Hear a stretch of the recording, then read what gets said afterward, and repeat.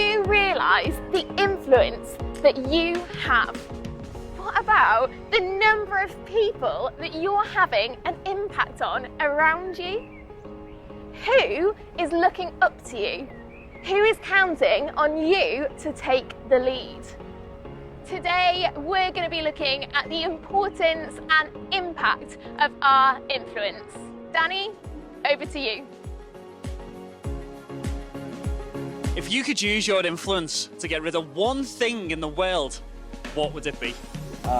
Cyclists. Cyclists? Just all cyclists. Yep, they're just there to get in the way. Asparagus. I don't like asparagus.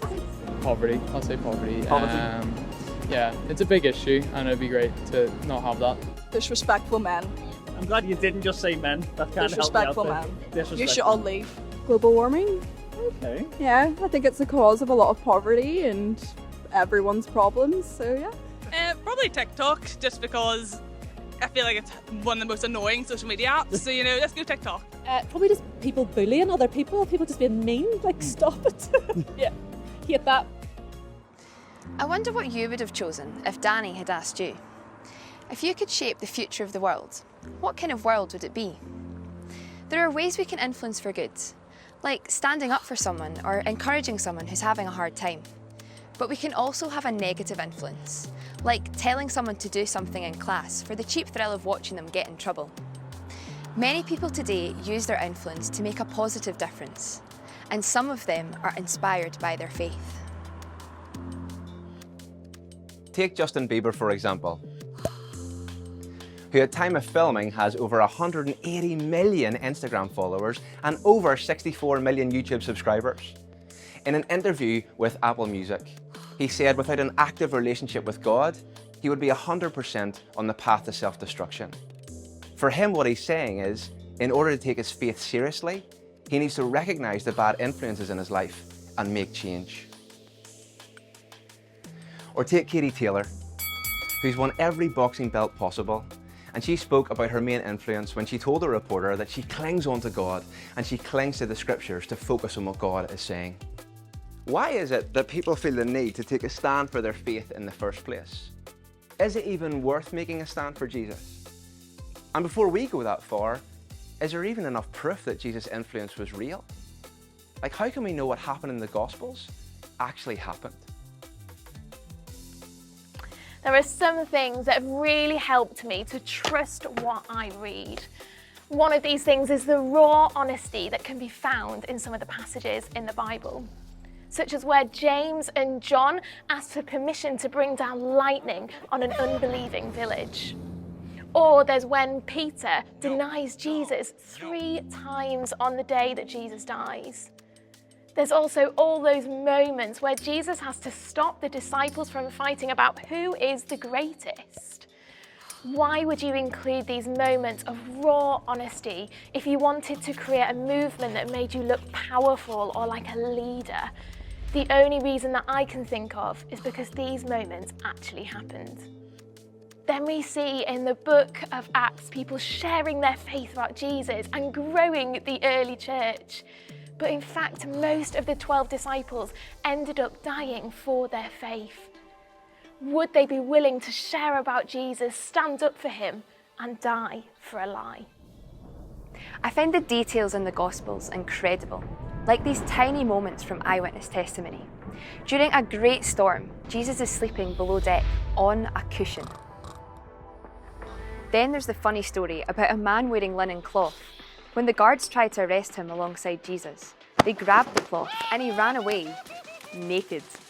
Then Jesus calls out to Peter, whose boat is about 100 yards from shore, and they catch 153 fish. It's weirdly specific. Historically speaking, the trustworthiness of the New Testament manuscripts stacks up way better to other ancient manuscripts of that era.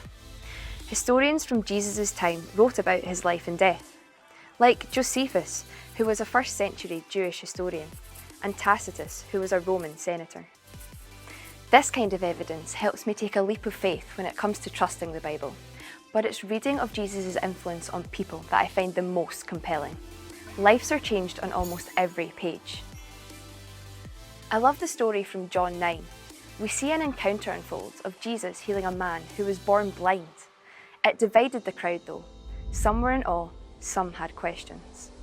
They hounded the man, and his response was perfect. You decide for yourselves. All I know is, I was blind, but now I see. We see another life changed in John chapter 4. In this encounter, we see Jesus speaking with a woman by a well. Now, the strange thing about this encounter is that it happened at noontime, the time when the sun would have been at its hottest point. Not a time to go for a walk and go and fetch water. This woman wanted to be alone. We find out that perhaps she didn't have the best reputation when it came to men, but this didn't put Jesus off speaking with her, using his influence to break down barriers and to show her that she's known and to show her that she's loved. This encounter dramatically transformed her. After her conversation with Jesus, she leaves her water jar, the very reason that she'd gone there in the first place. And instead of worrying about what people thought about her, she goes back to the town and tells everybody about Jesus. You see, Jesus influenced her so much that she then goes to use her influence to point others to him. And do you know what happened? Their lives were transformed, just like one of our own. Over to you, Danny. So I grew up here in North Liverpool. I actually grew up right next to Everton's football ground, but I'm a Red. I've supported Liverpool all my life and it's had such a massive influence on me. But when I was 7, I had another influence. I decided to follow Jesus, and when I made that decision, I knew that I wanted to live my life for him. But it wasn't easy. I remember coming to high school and feeling overwhelmed. There was thousands of young people in this school and very little support for my faith. I remember just wanting to fit in and just wanting to be liked and wanting to be popular. I started to shy away from the faith and sweep it under the rug. I started to hang around with friends who were into drinking and taking drugs and breaking into houses. And I had a decision that I needed to make. Was I going to be influenced by them, or was I going to continue to be influenced by Jesus? Unfortunately, I made the wrong decision, and it led to a very dark day. I found myself here in this alleyway. I remember that morning in school, my friends had found out that I was a Christian and that I went to church. Nothing got said about it through the day, but I remember walking home with them and things just started to get a bit awkward. My friends started to ask me about why I went, and then they started to call me a Bible basher. Some of them started to push me and it just got really tight. And the next thing I remember, there was 14 lads just jumped on me in this alleyway and just started to beat me. I remember at the end of it all, just lying here in a pile of bin bags covered in blood, just thinking, what is the point? And realising that I'd made the wrong decision. So my dad's a preacher, and I remember him sitting me down that night and telling me a story out the Bible. It's the story of a man who lost everything trying to hoard up his wealth and his possessions. And I remember my dad looked at me and he said, you are like that man. You spent so much time trying to build up your popularity and build up being liked. All of these things that can just be lost in a flash. I remember sitting down and thinking about that story and realising that I was influenced by Jesus and I wanted to live a life for him, but yet I had let that slip away. Jesus says that we are valued, that we are loved, and we are his. And what could be more important than that? Now I look back on that moment and I realise how much it changed my entire life.